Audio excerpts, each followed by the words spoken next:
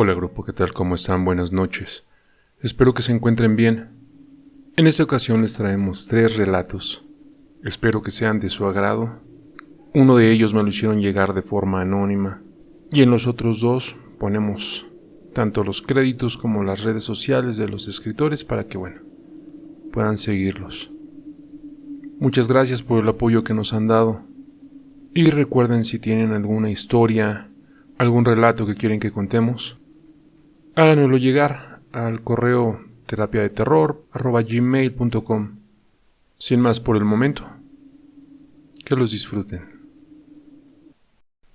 Mi abuelo creció en una granja de pollos a las afueras de Cracovia, Polonia. Falleció hace unos años de edad, a la edad de 82 años. Unos días antes de su fallecimiento, debido a una forma agresiva de cáncer de estómago, me sentó junto a él en su vieja mecedora y dijo con su familiar acento polaco: después de tomar el barco a Nueva York, prometí dejar atrás esta historia. No levantó la vista mientras hablaba, simplemente miraba fijamente su taza de café negro. Han pasado 70 años y debo decírselo a alguien antes de encontrarme con Dios. Nací en un pueblo pequeño, pintoresco y vacío que, a pesar de la ocupación nazi, aún así funcionaba. Vivíamos en esta casa de campo de 2 habitaciones, mi padre, mi madre y mis hermanos, Mikel e Igor. Lamento que nunca hayas conocido a ninguno de ellos.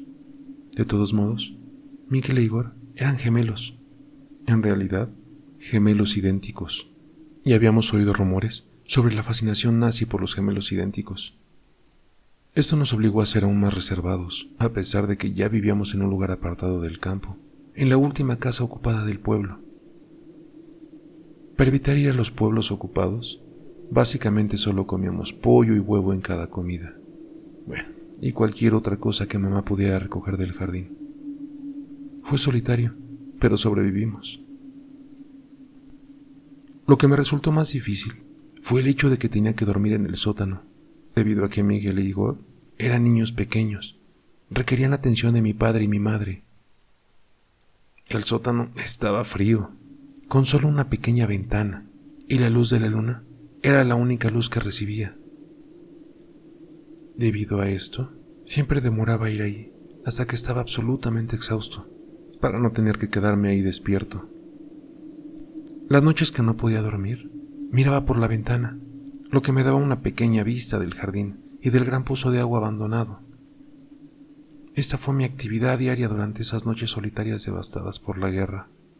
En general, era aburrido y sin incidentes, pero de vez en cuando vislumbraba una familia, o incluso solo un hombre o 2 amantes, abriéndose paso a hurtadillas por nuestro jardín hasta la puerta principal. Siempre parecían apresurados y asustados, y a veces vestían uniformes andrajosos. Lo que siguió fueron horribles sonidos de golpes y súplicas para que quienes vivían ahí abrieran, seguidos de una discusión entre mi padre y mi madre sobre si debíamos dejarlos entrar. Verás, hijo, no lo sabíamos. Al menos yo no lo sabía. Vivíamos bastante cerca del campo de concentración y esas eran personas fugitivas. ¿Y tu padre los dejó entrar? No, dijo. Hubiera sido una sentencia de muerte tanto para ellos como para nosotros. A los nazis no les agradaban los polacos, pero nos toleraban, y era más fácil esconder a Mikel y Igor que a toda una familia. Mi padre hizo lo que tenía que hacer para mantener viva a su familia. A medida que avanzaba la guerra, cada vez menos personas empezaron a aparecer en medio de la noche.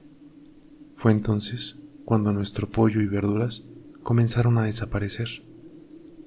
Perder nuestro único suministro de comida no habría sido tolerable, y en ese momento mi padre sospechó que eran los fugitivos, por lo que construyó una cerca alrededor de nuestra propiedad. A pesar de eso, las gallinas continuaron desapareciendo. No fueron asesinados, simplemente se habían ido. Simplemente desaparecieron de sus jaulas y corrales. Una noche, decidí quedarme despierto para ver si podía encontrar las respuestas. Luché contra mi cansancio hasta altas horas de la madrugada, y a pesar de esa escasa iluminación y la lluvia, vislumbré lo que parecía ser una figura humana corriendo por todo el jardín. Corrí escaleras arriba para contárselo a mi padre, y salió corriendo con su cuchillo, la mejor arma de defensa doméstica que podíamos permitirnos. Pero no encontramos nada. Nadie. Sin embargo, al día siguiente encontramos algo. Huellas, conduciendo desde las jaulas de los pollos hasta el pozo de agua. Fueron hechos en el barro húmedo de la lluvia y estaban descalzos, sin zapatos, sin calcetines, solo los pies. Mi padre tuvo misericordia del hombre que estaba tratando de refugiarse y lo dejó una nota en la que le indicaba que tenía 2 días para irse y luego comenzaría a sellar el pozo. La noche siguiente se me ocurrió la idea de llevarle una manta por el pozo al hombre, ya que el invierno se estaba acercando. Esperé hasta que mis padres se durmieron y salí a hurtadillas. Grité algo amistoso al fondo del pozo, indicándole al pobre hombre que mis intenciones eran buenas, y comencé mi descenso, agarrándome de pies y manos de las estacas pegadas de las piedras.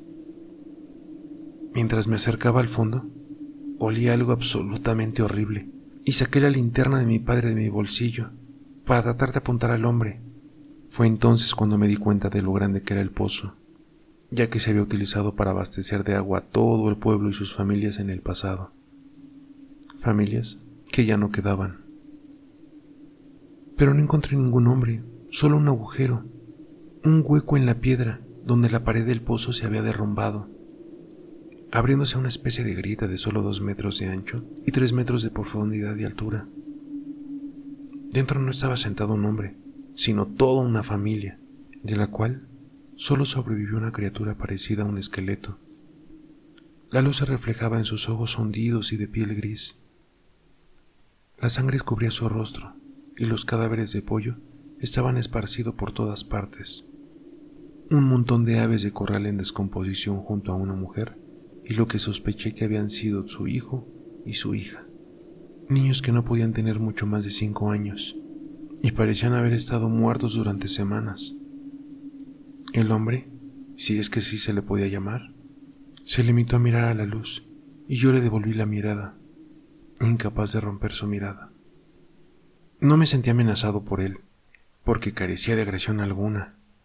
Simplemente se agachó inmóvil. Estaba vacío, desprovisto de todo lo que en nosotros nos hace humanos. Debería haberse dado cuenta de que los miembros de su familia habían muerto hace mucho tiempo, pero todavía estaba trayendo comida para sus cadáveres. No podía aceptarlo. Sin embargo, finalmente giró la cabeza cuando volví a iluminar el cadáver de su hija con la luz. Él la miró fijamente y luego se sentó más cerca de ella y continuó su vigilia. «¿Puedes irte ahora?», le dije. «Abriré la puerta para que puedas escapar. Mi padre sellará el pozo por la mañana. Por favor, vete ahora». Mi voz joven y mi consejo parecían no tener ningún efecto en él.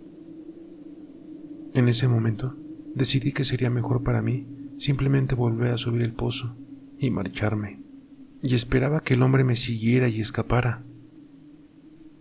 Cuando comencé a escalar, lo alumbré con la luz por última vez. ¿Qué viste, abuelo? Vi una lágrima caer en su ojo.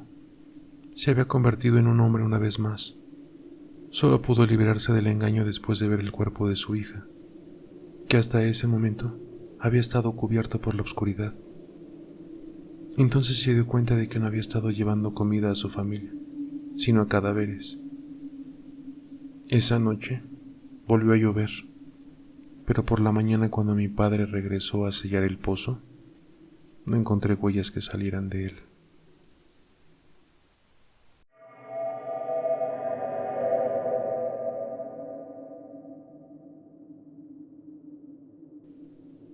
No recuerdo el momento exacto en el que comenzaron las alucinaciones, pero sí recuerdo la primera vez que me vi en el piso de mi habitación, agonizando por las llamaradas sofocantes y los gritos que solo yo podía ver y escuchar. Me encontró mi papá. No sé cómo habría recuperado mi compostura si él no hubiera estado ahí, diciéndome que todo pasaría, que estaría bien, que todo estaría bien. Luego de eso, me insistía a menudo con que fuera a ver a un médico, psiquiatra, pastor o algo. Alguien que supiera ayudarme con esas terribles imágenes en mi mente. Al principio no me sentía muy a gusto con la idea. Pese a que me desagradaban las alucinaciones, tampoco quería que me dijeran lo enfermo que estaba. No me consideraba enfermo en lo absoluto. Pero a medida que las alucinaciones empeoraron más y más, y mi papá me aseguraba que cualquier persona con un doctorado no tendría ningún problema en curarme, accedí y hablé con un psiquiatra. Ella me dijo que era un síndrome de estrés postraumático.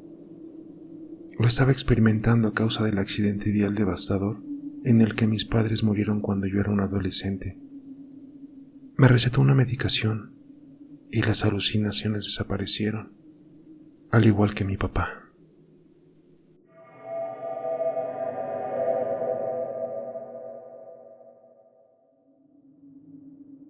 Grupo, gracias por haber llegado hasta aquí.